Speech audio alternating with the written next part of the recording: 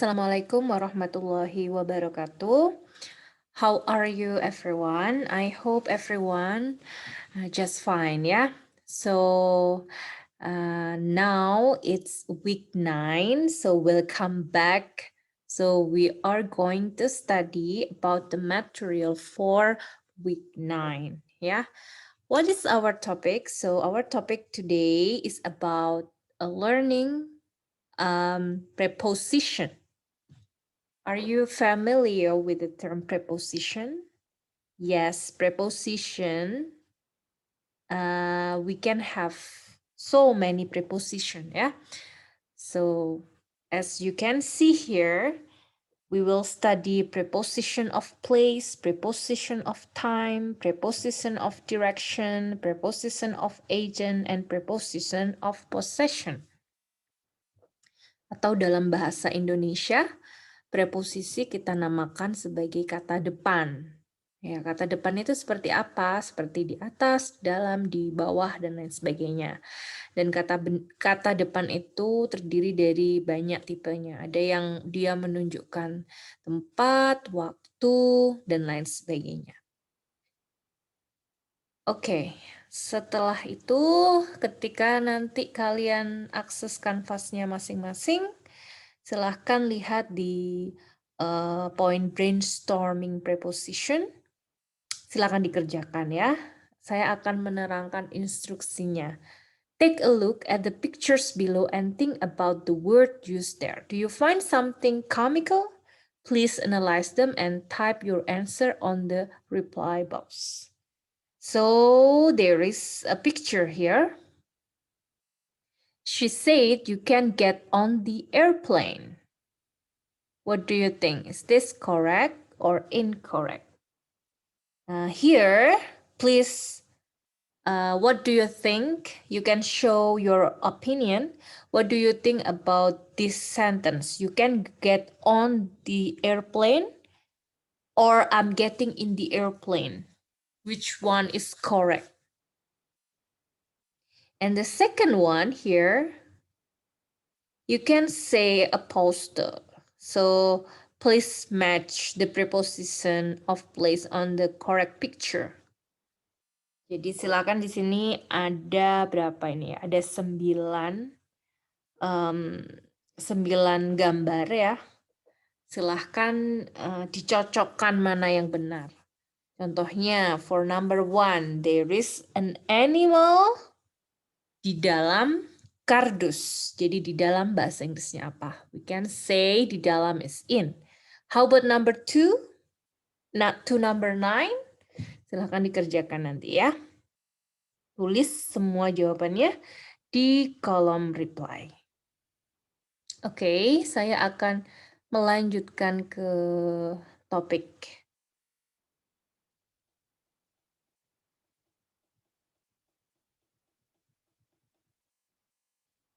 This one ya. English preposition.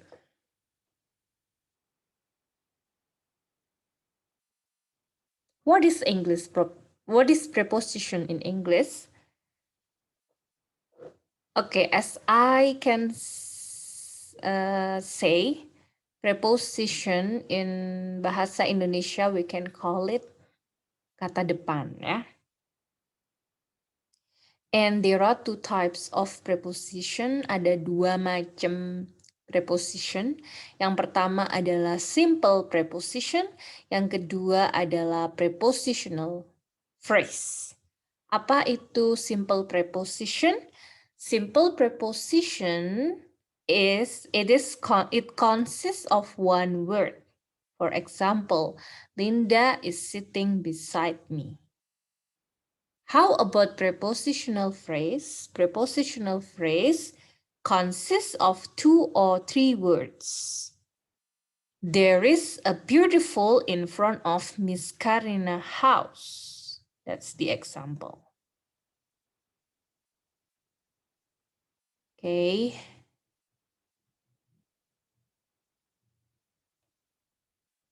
You can see here simple preposition. Jadi kalau simple preposition itu dia hanya mengandung satu kata ya. Silakan diperhatikan contohnya, Linda is sitting beside me. Mana yang termasuk preposition di sini? Yang termasuk preposition di sini adalah kata beside, oke?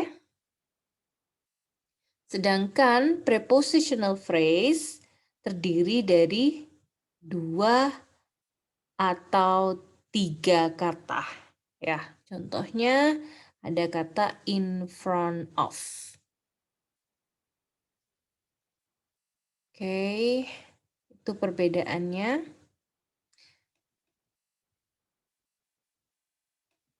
Oke, let's go to the next slide.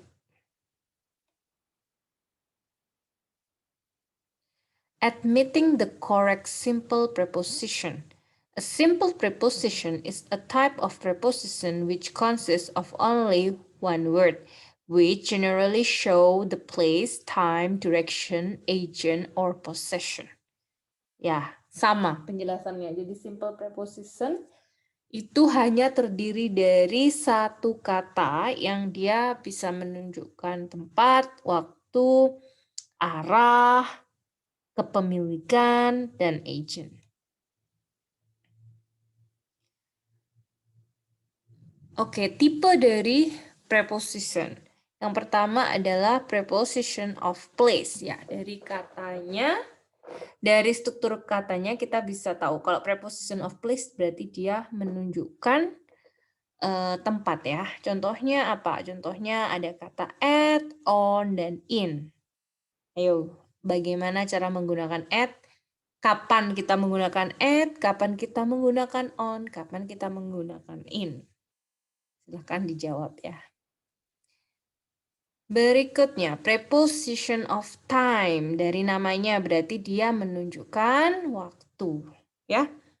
It is used to clarify the time in a certain action.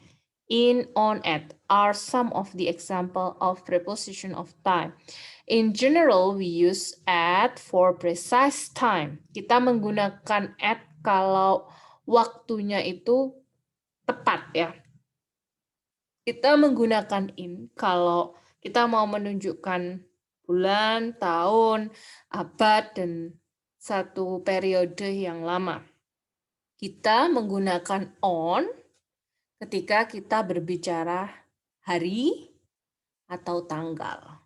Oke, jadi kalau at kita untuk menunjukkan waktu ya. Kalau in menunjukkan bulan, tahun, abad, dan satu periode yang lama. Kita menggunakan on ketika kita mau menunjukkan hari dan tanggal. Contohnya, I have meeting at 9 a.m. The shop closes at midnight. In England, it is often snows in December, and etc. Okay. Next one, preposition of direction. It is used to give someone a direction of place or location. They have some common examples such as above, across, along, among, behind, below, beside, close to, over, through, toward, up, down, inside, near, and under. Seperti judulnya ya, jadi preposition ini digunakan untuk menunjukkan arah. Contohnya seperti yang sudah saya baca ya, dari above sampai under. Contohnya di sini, UMM Center Library is across from the Academic Bureau office. Oke, anyone ever visited UMM Center Library? Do you know where is that? Oke, jadi contohnya di sini menggunakan perpustakaan umum UMM. Ada yang sudah pernah ke sini? Di mana coba letaknya? Di sebelah mananya kantor kemahasiswaan? And then, is there any food court near here? Okay, so this is the example. The next one, preposition of agent. It refers to the doer of the action and completion of something. The common of this preposition are by and with. Preposition agent ini Contohnya adalah kata by dan kata with. Example, the book was translated by a well-known author.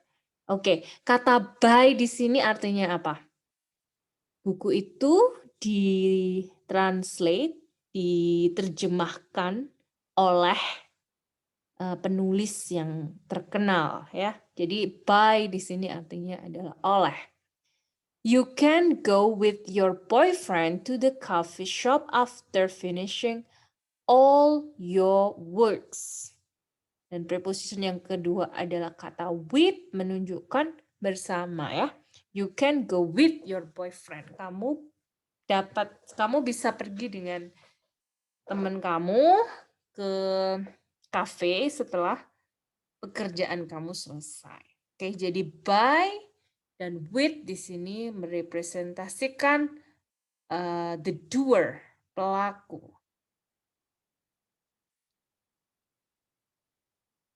Preposition of possession, number 5.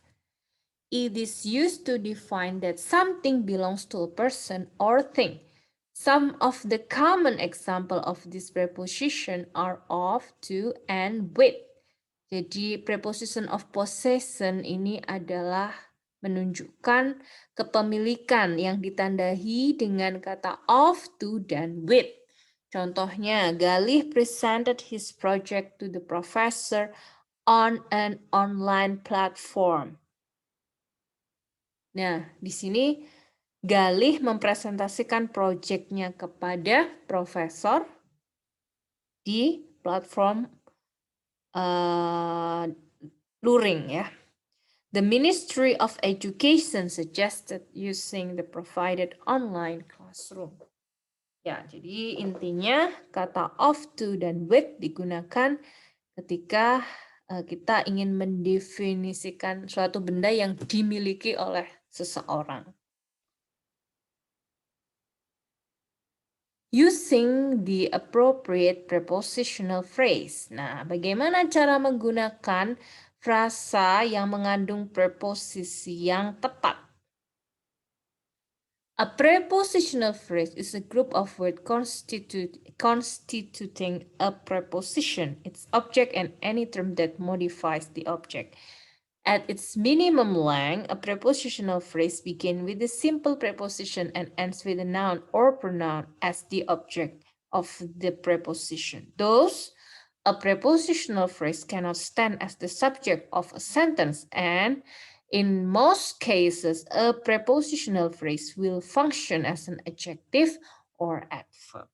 Apa yang Anda pahami dari deskripsi ini? Jadi apa sih yang dimaksud dengan prepositional phrase? Ya, kita langsung aja lihat contohnya ya, supaya kalian tidak bingung. Di sini di contohnya, on behalf of the government, Nadiem Makarim announced the new online learning model during the pandemic. Oke, which one here is a preposition? Mana di sini yang dia termasuk preposition? Of course, yang termasuk preposition di sini adalah on. Ya, sedangkan on behalf of the government, on behalf of the government dia menjadi prepositional phrase. Jadi on di sini menjadi preposition, kata setelah itu menjadi object of preposition. Jadi gabungan dari preposition dan object of preposition adalah prepositional phrase. Dan prepositional phrase tidak boleh menjadi subjek. Dia bukan subjek. Jadi di kalimat ini yang menjadi subjek siapa? Yang menjadi subjek tetap siapa di sini? Nadiem Makarim. Ya, Nadiem Makarim sebagai subjek dan verb-nya, kata kerjanya adalah kata announce. Oke? Jadi tujuan dari kita mempelajari a prepositional phrase supaya kita tahu ya, mana preposition itu yang mana. Kemudian kata benda yang jatuh setelah preposition kita sebut sebagai object of preposition. Dan gabungan dari preposition dan object of preposition kita sebut sebagai prepositional phrase. Dan hukum dari prepositional phrase, dia tidak bisa menjadi subjek dalam kalimat tersebut. Okay? I will give you another example. Okay. Can you see my example here?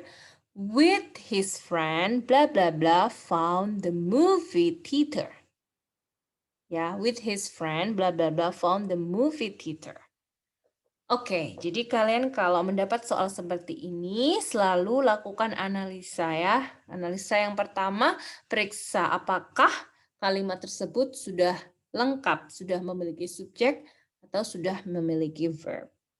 Oke, kita akan mulai dengan kata with di sini. Oke, seperti kita tahu kata with merupakan preposition. Oke. Kata with di sini adalah preposition. Oke, kemudian setelah kata with ada kata his friend. Ya. Jadi kalau di sini ada kata benda yang jatuh setelah preposition, kita sebutnya sebagai object of preposition. Objek dari preposition. Gabungan with his friend, gabungan dari preposition dan object of preposition kita kenal sebagai prepositional phrase. Ya, prepositional phrase. Dan prepositional phrase tidak bisa menjadi subjek. Oke, jadi with his friend di sini bukanlah subjek. Oke, kita akan lanjutkan di sini kita menemukan kata found. Oke, kata found termasuk apa? Termasuk kata kerja atau verb. Oke, jadi di dalam kalimat ini kita hanya menemukan verbnya saja. Berarti kita harus mencari subjeknya. Subjeknya yang mana? Oke, kita pilih. Ada pilihan has, ada pilihan he, ada pilihan later, ada pilihan when. Kira-kira mana yang tepat untuk menjadi subjek? Yang tepat menjadi subjek adalah pronoun atau kata ganti he, gitu ya. Oke. Those are the example, and then I will give you another example. Wait.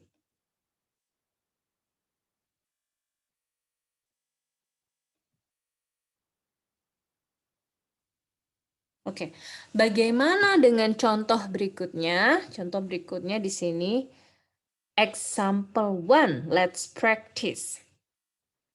Dimas was absent from the English class while I was staying blah blah blah the campus. Kalau kalimatnya seperti ini sudah sangat jelas ya, yang dicari adalah preposition mana yang tepat untuk mendampingi kata staying. Oke, dan kalau seperti itu kalian tidak butuh menganalisa kalimat karena memang pilihannya adalah kita memilih preposition yang tepat untuk mendampingi kata staying. Jadi mana yang tepat untuk mendampingi kata staying? Staying di situ yang benar didampingi dengan preposition on ya, staying on. Kalau kalian silahkan buka di online dictionary, di kamus online, apa sih makna dari kata stay on? Jadi kata stay on itu memiliki makna continue to study, melanjutkan belajar ya. Staying on memiliki kata memiliki makna continue to study, melanjutkan belajar. Jadi kalau kita bicara tentang phrasal verb tadi itu phrasal verb ya. Staying on itu akan berbeda maknanya dengan staying at. Gitu ya. Contohnya aja kayak misalnya kata turn ya. Kalau kalian dengar turn on itu kan beda artinya dengan turn off ya kan. turn on, turn off, dia memiliki kata yang berseberangan. Ya, seperti itu phrasal verb. Kalau turn on artinya menghidupkan, ya. Kalau turn off artinya mematikan, ya kan? Dua hal yang berbeda. Oke, berikutnya adalah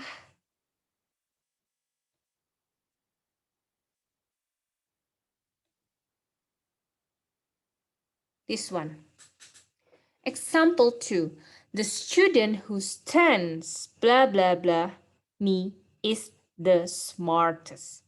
The student who stands blah blah blah me is the smartest. Kalau seperti ini juga sangat jelas ya, subjeknya sudah jelas ada the student, kemudian verbnya sudah jelas is di sini. Who menjadi apa? Menjadi adjektif. Oke, berarti kita hanya bertugas untuk mencari preposition yang tepat. Mana preposition yang tepat untuk mendampingi kata stand di sini?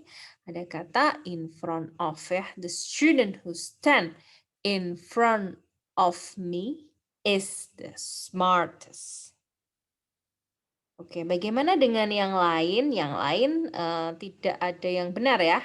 Misalnya kata next of itu nggak ada adanya next to kan kalau menunjukkan tempat atau arah. Across of juga nggak ada, yang benar across. Sedangkan where di situ bukan preposition ya. Where bisa berfungsi sebagai kata tanya atau dia juga bisa berfungsi sebagai kata tanya. Jadi jawaban yang benar adalah yang A, in front of. Alright, I think that's enough for my presentation. I hope it can help you to understand what is preposition, what are the types of preposition, and the essential point. If you you have to understand that prepositional phrase is the combination of preposition and object of preposition, and it's not the subject. Jadi inti dari pelajaran hari ini adalah kalian harus paham preposition itu apa. Tipe dari preposition itu apa aja. Kemudian apa itu prepositional phrase? Jadi 3 ini yang penting ya. Prepositional phrase terdiri dari gabungan dari preposition dan object of preposition. Dan ketika ada prepositional phrase, maka frasa itu, kata itu bukanlah sebuah subjek. Dia tidak bisa menjadi subjek. Jadi itu yang harus kalian highlight, harus kalian pahami. Oke? So, apa yang harus kalian lakukan setelah ini? Yang harus dilakukan adalah komen di awal-awal tadi. Dan silahkan mengerjakan, seperti biasa ya, mengerjakan kuis. Jika kalian memiliki pertanyaan, silakan up saja di WhatsApp group. Insya Allah saya akan menjawab pertanyaan kalian. Terima kasih atas perhatiannya. And see you on Thursday ya. Deadline untuk pengerjaan kanvas adalah hari Rabu. Oke, thank you everyone. Have a nice day.